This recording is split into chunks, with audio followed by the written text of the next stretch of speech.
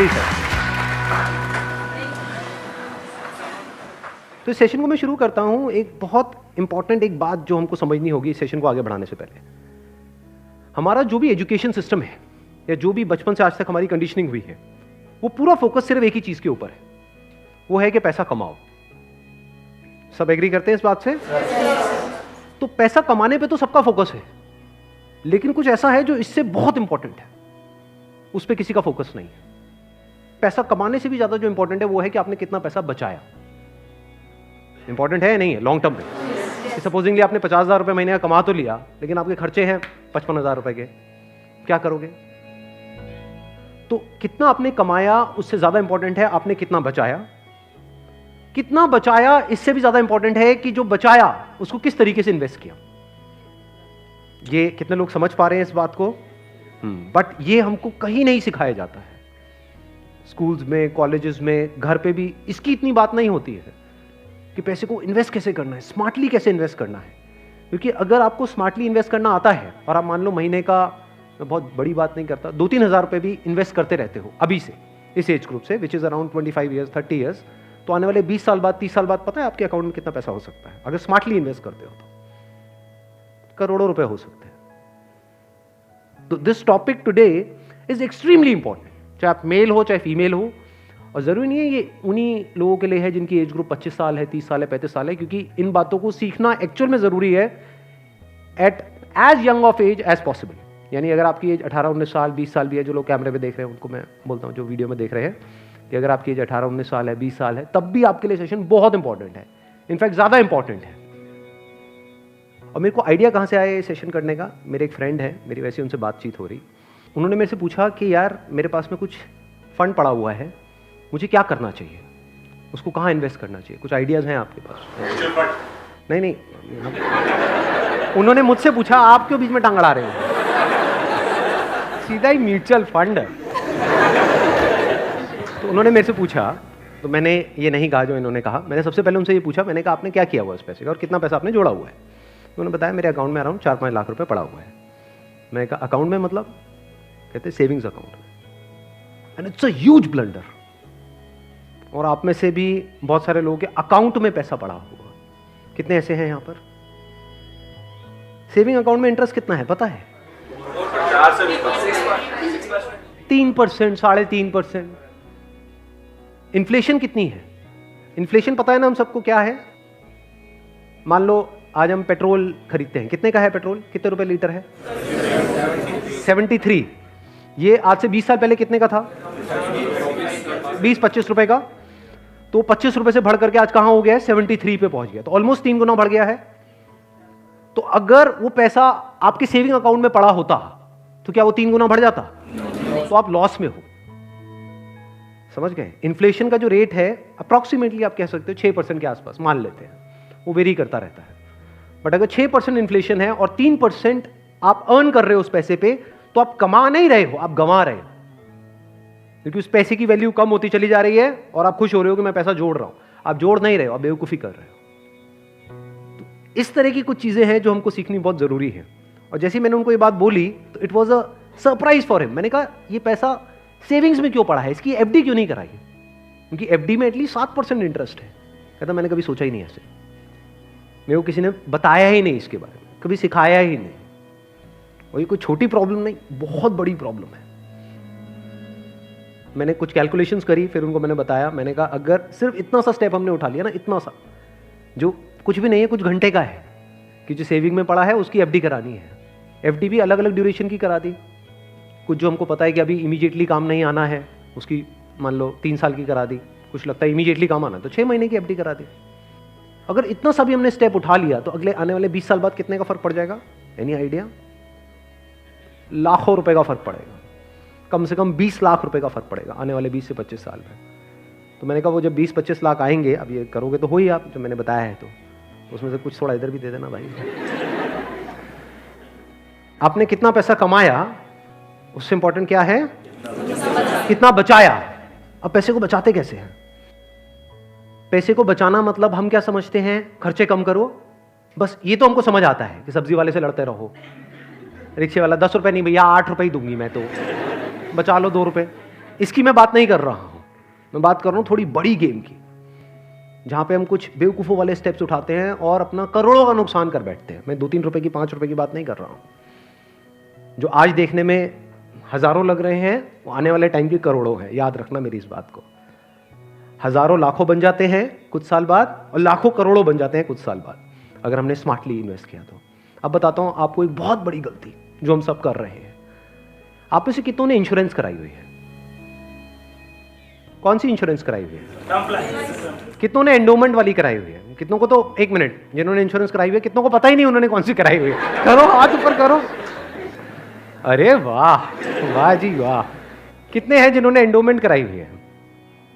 Endowment पता है क्या होती है? कि आपने हर साल का इतना एक एक्स अमाउंट दिया, मानो 20-30 हज़ार रुपए दिया, और 10 साल बाद, 20 साल बाद आपको इतने लाख रुपए मिल जाएगा। उसको एंडोमेंट बोलते हैं। वही कराई है। हाँ, वही कराई है सर।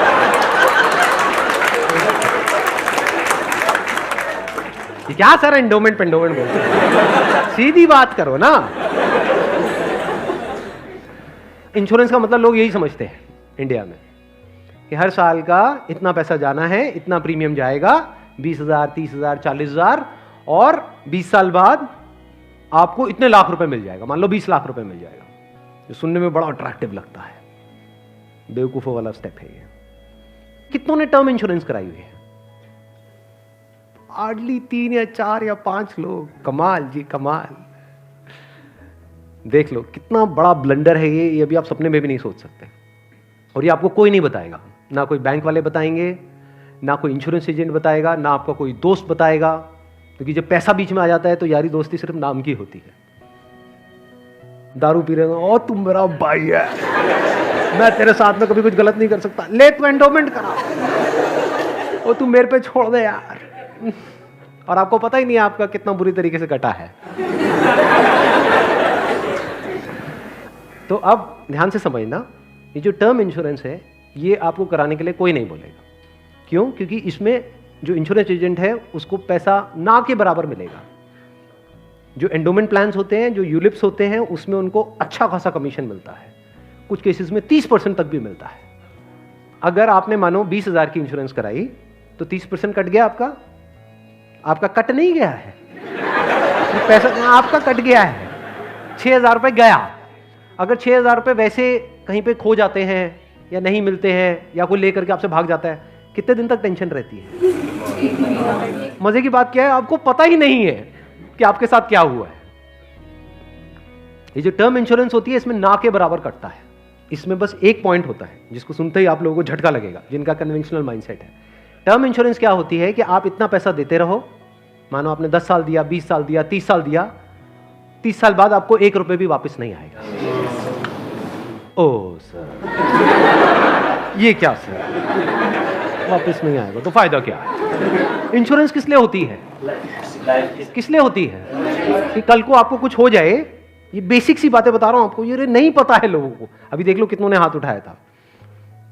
बेसिक सी बात समझो, इंश्योरेंस का जो मतलब होता है वो होता है कि अगर आपको कुछ हो गया तो आपकी फैमिली को इतना पैसा मिल जाए कि उनको टेंशन ना हो। मान लो आप अर्निंग मेंबर हो फैमिली में, आप महीने का मान लो 30,000 कमा रहे हो, 40,000 कमा रहे हो, तो इंश्योरेंस का मतलब क्या है कि अगर आपको कुछ हो जाए तो आपकी फैमिली को इतना पैसा मिलना चाहिए कि उनके पास 40-50 हज़ार रुपये आता रहे। ये जो पॉलिसीज होती हैं, एंडोमेंट, यूलिप और ये सब जितनी भी होती हैं, इसमें कवर बहुत कम होता है। कवर का मतलब समझते हैं हम? कवर मतलब लाइफ कवर, जितने की कवरेज हुई है। कि अगर आप मानो 50,000 का प्रीमियम दोगे तो आपको कवरेज मिलेगी, अलग अलग प्लान में अलग अलग होती है, मान लो 10 से 20 लाख रुपए की। मान लो अगर आपको 20 लाख रुपए मिल भी गया आपकी फैमिली को आपके जाने के बाद में, अगर आप साल का 50,000 दे रहे हो तो इसका मतलब अच्छा खासा कमा रहे हो, मान लो लाख रुपए महीने का कमा रहे हो, तो क्या उस 20 लाख रुपए में आपकी सारी जो भी फैमिली की प्रॉब्लम्स है वो सारी सॉल्व हो जाएगी? तो करा क्यों रहे हो ऐसी इंश्योरेंस? बस लालच, कितने साल बाद इतना पैसा मिलेगा? 20 लाख को अगर आपकी फैमिली आपके जाने के बाद में बैंक में रखती है, वहां से कितना इंटरेस्ट आएगा? मान लो 7% भी आ जाता है, 7% कितना होता है? 1,40,000, 20 लाख पे महीने का कितना हुआ? 12,000 रुपये महीना। चलो 1 लाख भी हटा देते हैं। अगर आपकी सैलरी 50,000 थी तो क्या 12,000 रुपये महीना बहुत है आपके लिए, आपकी वाइफ के लिए, आपके बच्चों के लिए, आपके मदर फादर के लिए, सबके लिए बहुत है? बिल्कुल। तो फिर ऐसी इंश्योरेंस हम क्यों कराते हैं? क्योंकि हम इन चीज़ों में कभी दिमाग ही नहीं लगाते हैं। कोई और हमारे लिए दिमाग लगा रहा होता है, कोई एजेंट या फिर बैंक वाले फोर्स कर रहे होते हैं। आजकल ये नया ट्रेंड चल गया है कि आपके बैंक अकाउंट में थोड़ा सा भी पैसा पड़ा होगा तो बैंक से फोन आ जाएगा। हो रहा है ऐसा है, नहीं हो रहा है कि क्यों रखा हुआ है, ये करा लो ना, वो करा लो ना। अब वो क्या करवाने को बोलेंगे आपको, जिसमें आपका फायदा है, जिसमें उनका फायदा है। इस बेसिक सी चीज को समझ लो। तो टर्म इंश्योरेंस के लिए आपको कोई नहीं बोलने वाला। उल्टा अगर आप बोलोगे तो वो लोग मना ही करेंगे, आपको कहेंगे इसमें मिलना तो है नहीं, फायदा क्या है। अब टर्म इंश्योरेंस का फायदा समझो। यहां पे आपने एंडोमेंट में, यूलिप में कितना दिया, 50,000 साल का, और मिला कितना, कवर कितने का है, 20 लाख का मैक्सिमम। कई कई केसेस ऐसे भी हैं जहां पे 50,000 आपने दिया और 10 लाख का कवर है, और 10 लाख रुपए कुछ भी नहीं है अगर कुछ आपको हो जाता है तो। अब वहां पर क्या है, 10,000 रुपए आप देते हो साल का, और कवर कितना है, 1 crore. 1 crore approximately, depends upon the age. But 1 crore का आपको कवर मिला। 10,000 रुपए आपने साल का दिया, 1 करोड़ अगर उन्होंने बैंक में भी रखा तो कितना आया, 7 लाख रुपए साल का आया। महीने का कितना हुआ, अराउंड 60,000। बहुत है। अगर आप 50,000 रुपए कमा रहे हो, बल्कि 10,000 ज्यादा दे दिए। अगर आप मैं वही बोलने ही वाला था कि अगर आप जरूरत से ज्यादा लड़ते हो घर में तो आपके घर वाले खुश होंगे। चलो एक काम तो अच्छा किया जिंदगी में। तो अगर आपका बजट 50,000 का है इंश्योरेंस कराने का, तो 10,000 आपने कराई टर्म इंश्योरेंस, बिना ये सोचे कि मेरे को वापस कितना मिलेगा, क्योंकि वापस मिलने के लिए इंश्योरेंस नहीं है। इंश्योरेंस है लाइफ कवरेज के लिए। टर्म इंश्योरेंस मतलब क्या, कि आप उतना ही पैसा दे रहे हो जितने का आपको लाइफ कवर चाहिए। सिंपल। मान लो आप लाख रुपए महीने का कमा रहे हो, तो आपको कितने की पॉलिसी चाहिए, 2 करोड़। 2 करोड़ की। 2 करोड़ के लिए कितने का प्रीमियम जाएगा साल का, 20,000 रुपए। बस, इससे ऊपर 1 रुपए भी देना इलॉजिकल है। इसको बोलते हैं पैसे को बचाना। और वैसे अगर आपको 2 करोड़ की कवर चाहिए एंडोमेंट पॉलिसी में, तो कितने का प्रीमियम देना पड़ेगा साल का, 10 से 20 लाख रुपए साल का आपको प्रीमियम देना पड़ेगा। मतलब जितना कमा रहे हो उससे ज्यादा देना पड़ेगा। समझ गए क्या हो रहा है? जो कमा रहे हो वो सारा इंश्योरेंस में ही जाएगा, तब जाकर के एक ढंग का कवर मिलेगा आपको। जब मैंने भी अपने घर में बात करी टर्म इंश्योरेंस कराने की अपनी, तो उन्होंने सबसे पहली चीज यही पूछी, मेरे जो फादर है, कि ठीक है ये तो समझ आता है कि इतना पैसा जा रहा है, 20 साल बाद कितना मिलेगा? मैं कुछ नहीं मिलेगा। मैं कहा हाँ अगर कुछ हो गया तो मिलेगा। कहता अरे नहीं नहीं बेटा ये क्या बात कर। मैं कहा इसीलिए होती है इंश्योरेंस पॉलिसी, मिलेगा। इस तरह से आप ज्यादा से ज्यादा कवर ले सकते हैं। Health insurance sir, health insurance is must, आज के टाइम में बहुत जरूरी है। नहीं तो होगा क्या, आपने पैसा बचाया, मान लो बहुत एफर्ट किया, बहुत मेहनत करी, पता नहीं क्या क्या करा, और एक एक्स अमाउंट आपने बचा भी लिया। 10 साल 20 साल काम करके मान लो 10-20 लाख रुपए आपने बचा लिया, किसी तरीके से सेव कर लिया, और अगर कोई बीमारी हो गई तो कितनी देर लगेगी उस पैसे को खत्म होने में? हफ्ता, 10 दिन, 15 दिन। कितने लोग प्रैक्टिकली मेरी इस बात से रिलेट कर पा रहे हैं?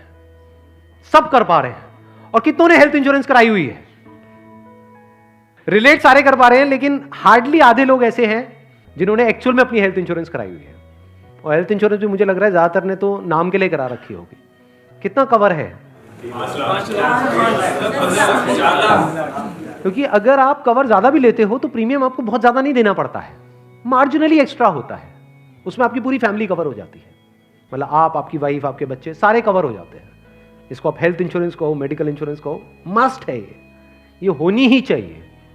ज्यादातर ऐसे केसेस में क्या होता है, जिन्होंने कोई हेल्थ इंश्योरेंस अपनी नहीं कराई होती है, क्योंकि अब छोड़ तो सकते नहीं उस पर्सन को जो हमारे साथ में है, या खुद अगर कुछ हो गया तो अब अपने आप को ये तो नहीं कह सकते कि हाँ मरते हैं। तो ऐसे में क्या होता है, एक तो सेविंग्स आपकी खत्म होती है बड़ी तेजी से, दूसरा क्या खत्म होता है, और क्या होता है, लोन लेना पड़ेगा, उधार लेना पड़ेगा। उस उधार को चुकाने का मतलब क्या है, कि आप कभी जिंदगी में दोबारा सेव कर ही नहीं सकते। समझ रहे हो ये प्रॉब्लम कितनी बड़ी है और कितनी कॉम्प्लिकेटेड है ये, कि मतलब जिंदगी में कभी आप पैसा जोड़ ही नहीं पाओगे, क्योंकि जो कमाओगे अब वो सारा उधार चुकाने में लगता रहेगा। या तो आप लोन लोगे बैंक से, या अपने किसी दोस्तों से, यहां से वहां से, जिससे भी लोगे। अगर नहीं दोगे उनको वापस तो दोस्ती खराब करोगे। और एक और जब बात यहां तक आई है तो एक और चीज, एक और गलती हम करते हैं, we want to make quick money. उससे हमेशा बच करके रहो। जहां भी क्विक मनी की बात हो रही हो कि भैया इतना पैसा लगा दो, इतने टाइम में इतना पैसा मिल जाएगा, ये हो जाएगा वो हो जाएगा, वहाँ से भाग जाओ, उल्टे हो जाओ और भाग जाओ वहाँ से, रुकना मत गलती से भी। ऐसी बहुत सारी स्कीम्स चल रही हैं मार्केट में, अनलिमिटेड, और करोड़ों लोगों ने अपने पैसे गंवाए हैं इन चक्करों में। अब आते हैं एक दूसरे एस्पेक्ट पे कि चलो हमने स्मार्टली पैसे को जोड़ा। कब जोड़ा? जब फालतू की जगह पे हमने पैसे को ब्लॉक नहीं किया। जैसे अगर आपने कोई एंडोमेंट प्लान ले लिया इंश्योरेंस का, जहां पे आपका साल का 50,000 रुपये जा रहा है, तो 50,000 रुपये तो आपका ब्लॉक हो गया अगले 20 साल के लिए। समझ गए ना? तो हमने वहां पे स्मार्टली प्ले किया, टर्म इंश्योरेंस कराई, वहां से पैसा बचाया। तो अभी जो पैसा बचा, इसका हम क्या करें? क्या सेविंग अकाउंट्स में पड़ा रहने दें? No use. वो आपका पैसा बढ़ नहीं रहा है, एक्चुअल में कम हो रहा है। वहां पे जो आपके पैसे पड़े हुए हैं वो 10 साल बाद और कम हो जाएगी उसकी वैल्यू। तो करना क्या चाहिए? इतना पैसा जितना आपको लगता है कि यार मेरे को इमीडिएटली जरूरत पड़ सकती है, वो कितना है? जितना आपके महीने के खर्चे हैं, इंटू 6 कर दो। वो पैसा है जो आपको कभी भी जरूरत पड़ सकती है। तो उस पैसे की आपने एक 6 महीने की एफडी करा दी। और एक बहुत अच्छा ऑप्शन अवेलेबल है हमारे पास में, वो है म्यूचुअल फंड्स। म्यूचुअल फंड्स पता है सबको क्या है? कितनों ने ऑलरेडी इन्वेस्ट किया हुआ है म्यूचुअल फंड्स में? बहुत कम लोगों ने। क्यों नहीं किया हमने इन्वेस्ट? पता ही नहीं सर। नंबर 1 करेक्ट इंफॉर्मेशन नहीं है। नंबर 2 हम डरते हैं, हमें लगता है म्यूचुअल फंड भी कोई स्कीम है कि पैसा इकट्ठा किया और कल को अगर भाग गए या बंद हो गया तो पता नहीं क्या होगा। ये पैसा आपका 100% सेफ है, because it is regulated by SEBI. तो यहां पे डरने की जरूरत नहीं है कि मेरा पैसा चला जाएगा, बस हमको यहां पे स्मार्टली प्ले करना पड़ेगा। So what we need to do is, एक तो आपने अपने 6 महीने का जो अपना कॉर्पस है उसको अलग कर दिया, यानी जो पैसा आपको चाहिएगा उसकी आपने एफडी करा दी, इंश्योरेंस वगैरह को प्लान कर लिया अच्छे से। फिर जो पैसा आपका बचा उसमें आप इन्वेस्ट कर सकते हो through SIP, systematic investment plan. It is an excellent option. Never try to get into stocks directly अगर आपको बहुत ही डीप नॉलेज नहीं है शेयर मार्केट की। तो हाँ, you are qualified in that और आपका काम ही वही है, तब तो ठीक है। बट किसी की सलाह सुनी कि यार, या कोई कहानियां सुनी कि ये शेयर पहले इतने का था अब इतने का हो गया, सुनी होंगी ऐसी कहानियां। Never invest in stocks directly, क्योंकि कुछ नहीं पता कि वो कंपनी का क्या होने वाला है। हो सकता है आपका 100 रुपये आपने पूरा जो भी आपने जोड़ा या 1 लाख रुपए आपने जोड़ा और किसी के एडवाइस पे आपने उठा करके लगा दिया, वो 1 लाख रुपए 10,000 भी रह सकता है कुछ टाइम के अंदर, पता भी नहीं लगेगा। कहते हैं ना, never put all your eggs in the same basket, in one basket. तो अब करें क्या? क्योंकि अब प्रॉब्लम क्या है, इन्फ्लेशन अगर है 6% का और एफडी में आपको मिल रहा है 7%, तो अल्टीमेटली आप कितना कमा रहे हो? 1%। 1% से क्या होगा? करोड़पति बन जाओगे? इम्पॉसिबल। तो आप क्या कर सकते हो, अपना आधा पैसा सेफ जगह पर रखो। सेफ जगह क्या है? एफडी हो गया। एफडी में भी एक और चीज है जो बहुत लोगों को नहीं पता है। वो क्या है कि ऐसे, एक तो है बैंक में आप एफडी कराते हो, एक है कुछ कंपनीज है जो क्रिसिल से या इकरा से, ऐसे ये कुछ ऑर्गेनाइजेशंस हैं, वहां से AAA रेटेड है। AAA रेटेड का मतलब होता है highly secure, as secure as a bank. वहां पर अगर आप एफडी कराते हो तो आपको 9% तक का इंटरेस्ट मिल जाता है। ये जो सुनने में लगता है ना 7% और 9%, ये अभी छोटा लगता है, लेकिन आने वाले 20 साल बाद इसकी कितनी बड़ी अमाउंट होती है अगर आप कंपाउंडिंग को बीच में ले आओ, that you can't even think in the wildest of your dreams. Compounding कितने लोगों को पता है? बहुत कम को। देखो, कंपाउंडिंग मतलब होता है जो हमको इंटरेस्ट मिलता है हमारे पैसे पे, जहां भी हम इन्वेस्ट करते हैं उस इंटरेस्ट पे भी तो इंटरेस्ट मिलता है ना। मान लो आपने 100 रुपए इन्वेस्ट किया, 1 साल बाद 20% की रिटर्न आई, तो अगले साल 120 पे 20% मिलेगा। कितना हो गया? 144। उसके अगले साल 144 पे 20% मिलेगा, 100 पे नहीं मिलेगा। और जब इसको आप इस तरीके से देखते चले जाओगे तो ये फिगर देखने में छोटी लगेगी, शुरू छोटे से होएगी, शुरू होएगी 2-3 हजार 5 हजार से, ये करोड़ों में पहुंचने में देर नहीं लगेगी। मतलब हर महीने का मैं कंजर्वेटिव भी पकड़ता हूं, अगर 2-3 हजार रुपए भी हम सेव करते हैं, उसको स्मार्टली इन्वेस्ट करते हैं, इतना सा सीख जाते हैं, तो बहुत बड़ा डिफरेंस आ जाएगा हमारी लाइफ में आने वाले कुछ साल बाद। Huge difference. तो आपको दिमाग ये लगाना है कि लॉन्ग टर्म में बेस्ट पॉसिबल ऑप्शंस क्या क्या अवेलेबल है। जैसे आप में से कितने हैं जो मैरिड हैं और जिनकी कोई डॉटर है? तो एक गवर्नमेंट की तरफ से एक स्कीम है सुकन्या योजना करके, सुना है इसके बारे में? That is an excellent investment option, government की तरफ से सब्सिडाइज्ड है वो। तो वहां पे आप एक्सपेक्ट कर सकते हो 9% की रिटर्न जो गवर्नमेंट की तरफ से मिल रही है आपको, और हर साल का आपके ऊपर है आपको कितना इन्वेस्ट करना है। हाईएस्ट लिमिट 1.5 लाख की है, बट आपके ऊपर है। किसी साल में आपने 10,000 कर दिया, कभी 20,000 कर दिया, ऐसे आप करते रहे over a period of next 15-20 years. उसके बाद में एक बहुत बड़ा कॉर्पस उसको मिलेगा अपने एजुकेशन के लिए या किसी भी चीज के लिए, फ्यूचर के लिए। इसको बोलते हैं स्मार्ट इन्वेस्टमेंट। पैसे से पैसा कैसे कमाना है, ये एक बहुत बड़ी आर्ट है, क्योंकि ये जिसको आती है और अगर उसकी कमाई कम भी है तब भी वो आने वाले 20-30 साल बाद बिल्कुल ऐसा है जैसे कछुआ और खरगोश की कहानी।